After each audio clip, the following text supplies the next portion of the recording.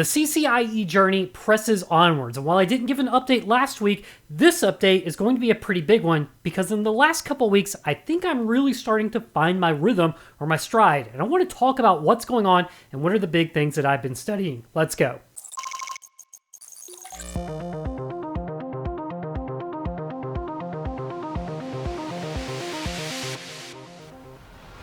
So some real big progress has happened for me in the last couple weeks in my journey in my studies towards CCIE. And of course, I still have a really long way to go, but I wanted to give an update about where I am and what are some cool things that I'm picking up along the way. So some updates since the last time we talked. Well, I got some cool Yeti Data Knox cups here, so that's pretty fun. I finished recording, editing, and uploading everything that goes along with the DNA Center course. So the entire implementation process of implementing an SD access fabric, both in an exam environment as well as the real world, because we're including ICE and wireless and all of the good stuff like assurance and API programmability, all of that stuff is baked into this course and it's all uploaded and it's going through the review process right now before it finally gets released. So be on the lookout because the SD Access course is going to be coming out very soon.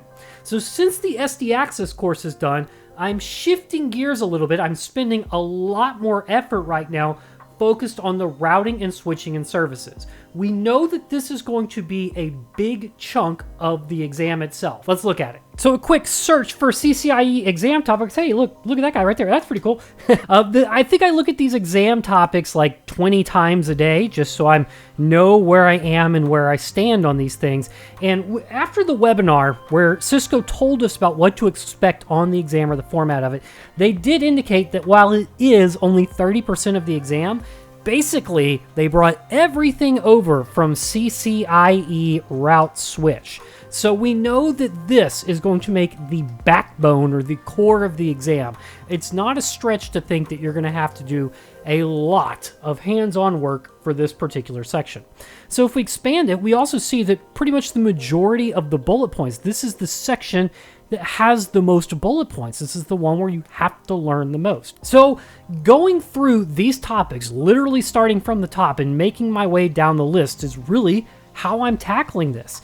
And I already did feel pretty comfortable with switched campus and layer 2 in general. I'm comfortable making trunks, VLANs, private VLANs, aggregating ether channel, manipulating spanning tree, MST and VTP. I've always felt pretty good with those things. And I was able to read these chapters, do the lab work and all of that stuff. And I feel like I went right through it. I'm going to have to circle back to it. I know that. I'm going to have to brush up on it and stay strong. But these sections here, I'm already pretty good. EIGRP. Let's talk about EIGRP right here for 1 second. Look at these bullet points here. Pay attention to them now. Things like understanding how to really interpret the topology table, the actual packet types in the flow of information in EIGRP. What is SIA? Then understanding the load balancing options. When is their design? When does that fit in?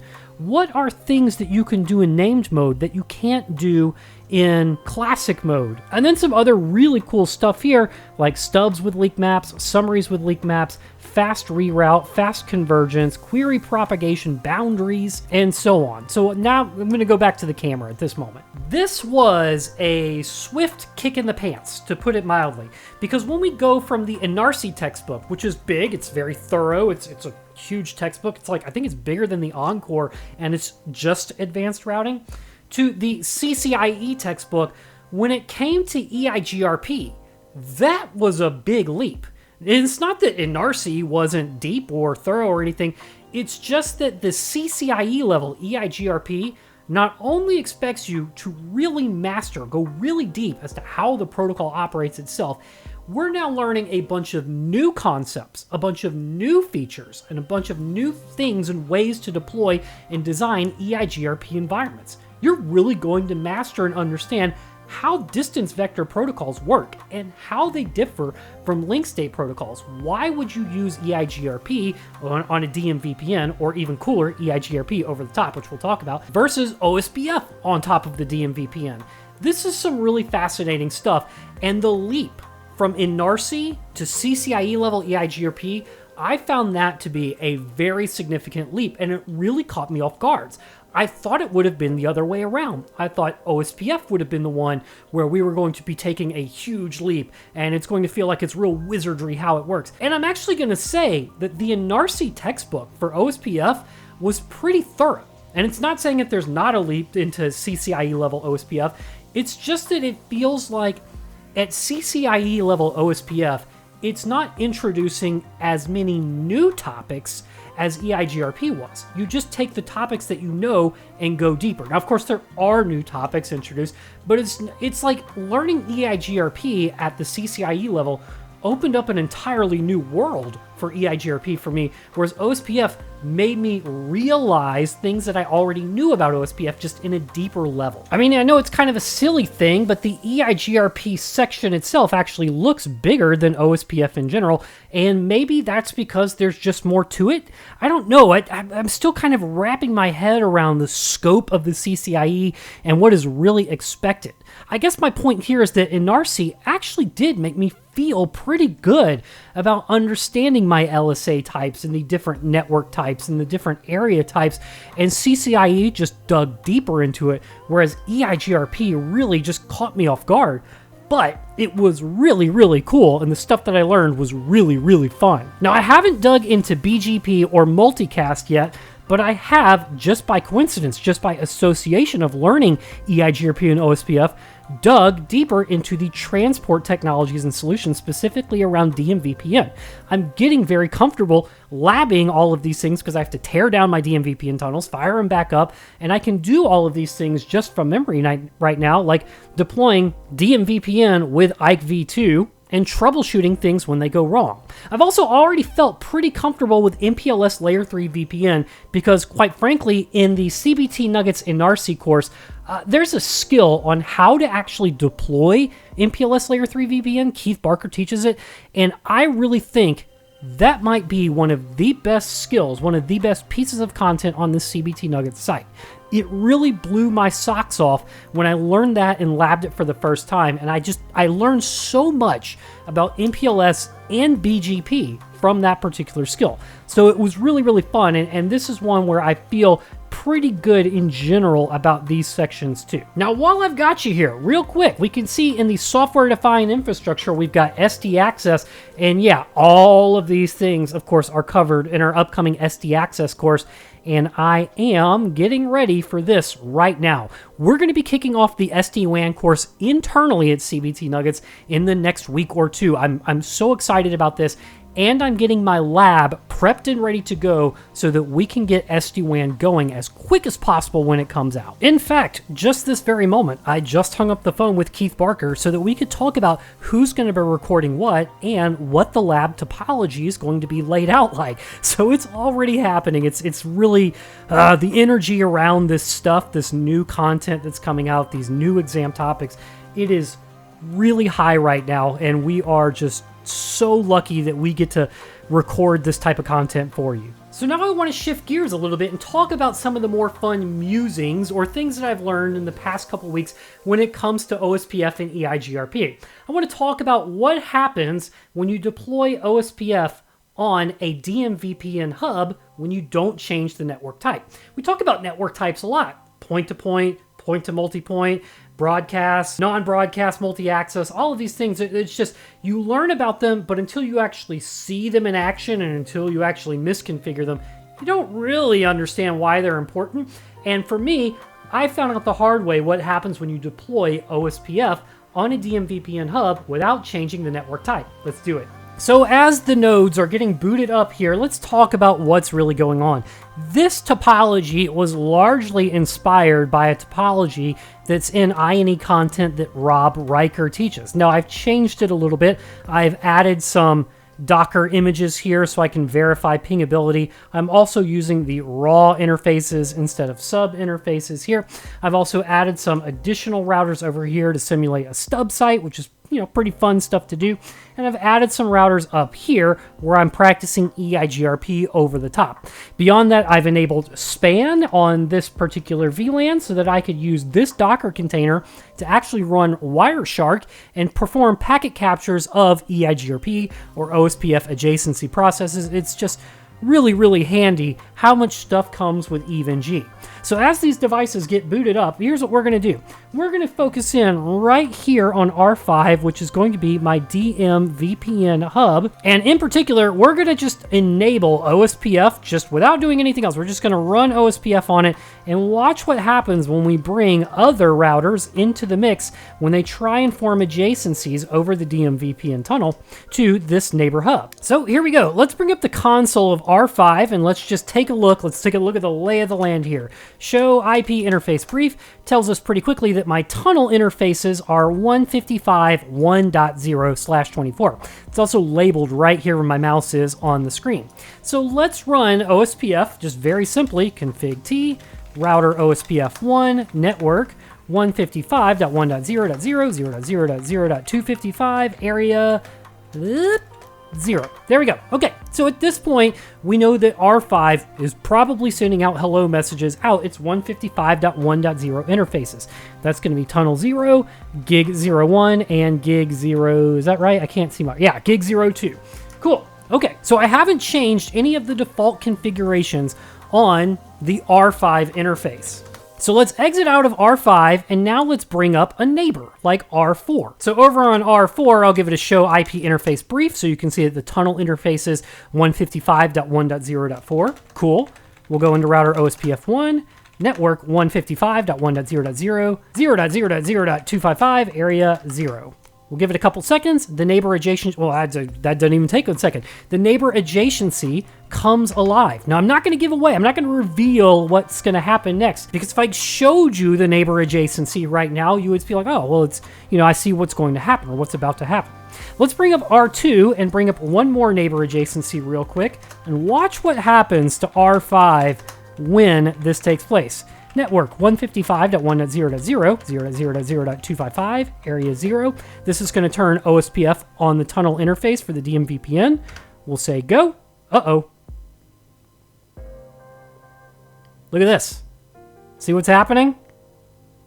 The adjacencies are flapping all over the place, and at first glance, you can kind of see right over in this area.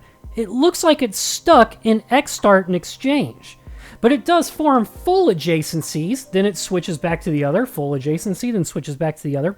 So my first thought was this is an MTU issue because it's using GRE encapsulation. I'm not running IPsec on these GRE tunnels at this time. It's just using the plain old DMVPN with NHRP and GRE. But it's stuck here. So my first thought was this is MTU, but that's not the case. That's not what the problem is. Here, what I'm going to do now is I'm going to go exit out of router configuration mode. We'll go to interface tunnel 0, give it a shut. And then over here on R4, I'm going to exit out of router configuration mode, interface tunnel 0, and then shut.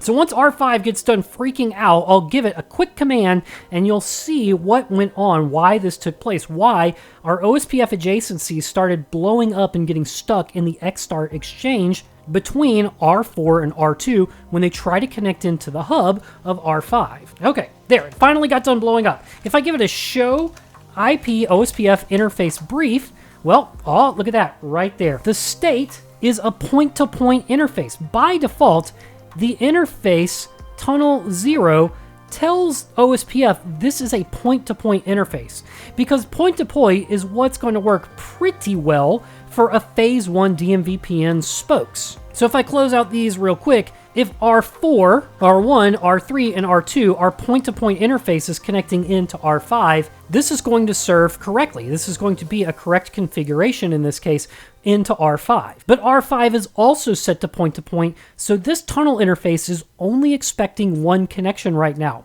So it first did form an adjacency to R4 because that was the only one connection. But as soon as R2 started sending hello packets, it assumed that R4 must be dead or something like that. It must be looking for a new adjacency to a new peer, so it goes back to R2. And they start trying to form an adjacency. But then R4 goes, wait a second, I was still here, and it sends in a hello message, and R5 just gets stuck in the middle, basically. What really needed to happen in this case is we needed to change the interface, the OSPF network type on the interface, so that way the OSPF adjacencies would come up correctly. We could, of course, set all of these to be broadcast, and at which point the tunnel interface would then begin behaving like a broadcast. It's expecting to have multiple peers within one segment, like the DMVPN tunnel. Or we could change this to be a point to multi-point, which basically means we're expecting multiple point-to-point links within this one interface. So that was one fun musing issue that I ran into when it came to learning OSPF and deploying it on top of DMVPN. Those network types really do matter. So back on R5, if I go back into configuration mode, we'll go into interface tunnel 0, IP OSPF network point to multi-point. We'll give that a go. And now I'll bring these tunnel interfaces on these other neighbors back up, and we'll see if it behaves a little bit better this time. No shut on R4 and no shut on R2. It doesn't behave better. And why is that? Let's do this. Let's do show IP OSPF interface and then specify my tunnel 0 interface. There's the information for the actual protocol runnings on that particular interface. But if I do on R4, show IP OSPF interface tunnel 0, what does it take to make neighbor adjacencies come to life? Well, there's a few things, and a big one is the timers have to match in OSPF as well. So one last thing that I'm going to do to fix this on R5 is go back into interface tunnel mode. I'll say IP OSPF hello interval 10. And look at that.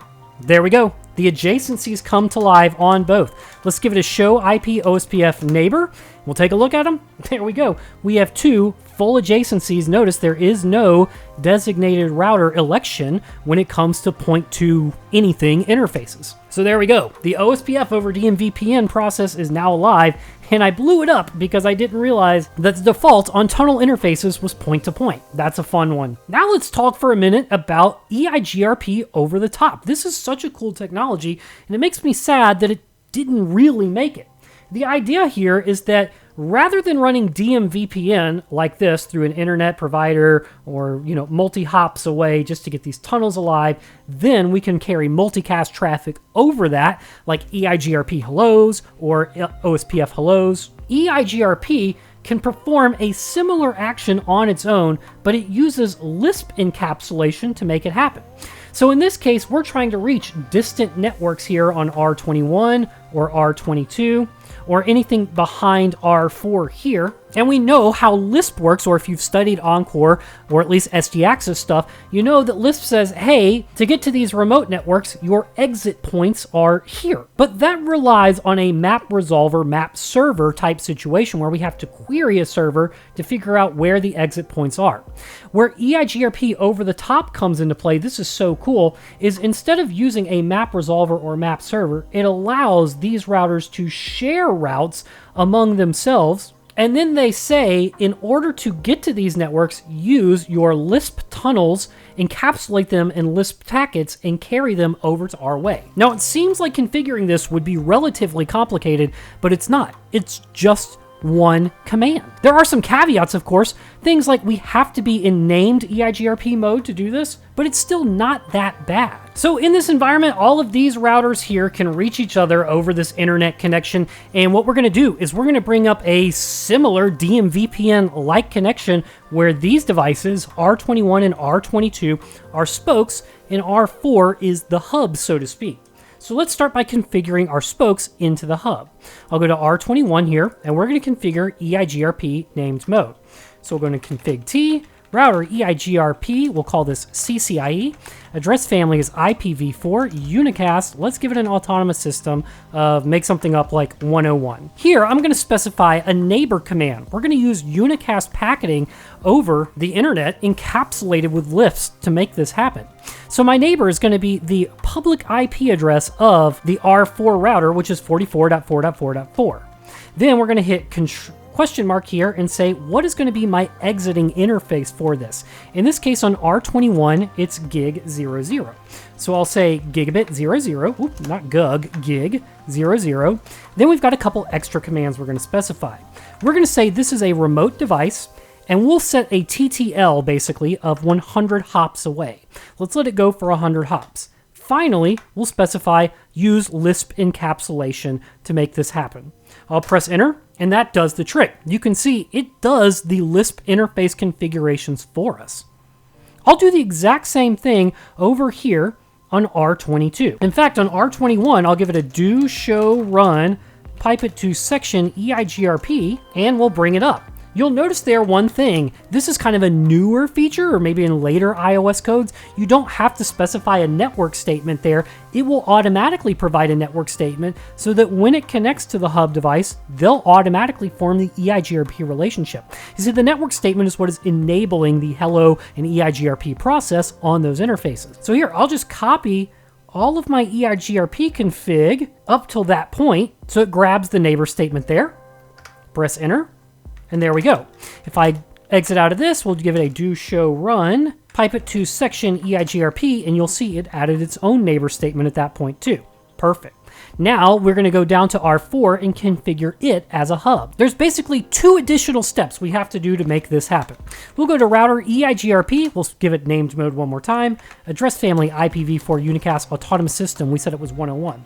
The first thing I'm going to do is I'm going to go and configure interface gig03 to behave like a hub. We're going to tell it no split horizon and no next hop self. Excellent. So on gig03, where the connections are coming in, it's going to be able to advertise routes back out that it learned on because we turned off split horizon, and we're also going to be changing the next hop self so that it's actually the next hop of the route that it learned from. So now at this point, I can start specifying to accept and listen for hello packets coming in. The commands to do that is a little bit different. We're going to say remote neighbors, give it a question mark, and we're going to say the source is going to be our gigabit Ethernet gig03. Then we'll say listen for unicast packets because that's how this is working. Lastly, Lisp encapsulation. Press enter there.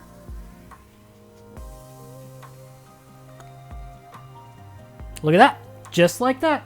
My EIGRP neighbor relationships came in over the EIGRP internet. So now to verify that routes can be exchanged correctly, let's go to R21 here, and I'll just advertise real quick some networks like loopback interfaces, 255, 255, so that way it grabs the loopback interfaces for R21. Let's do the same thing for R22 over here. I'll say router EIGRP CCIE, address family IPv4 unicast autonomous system 101.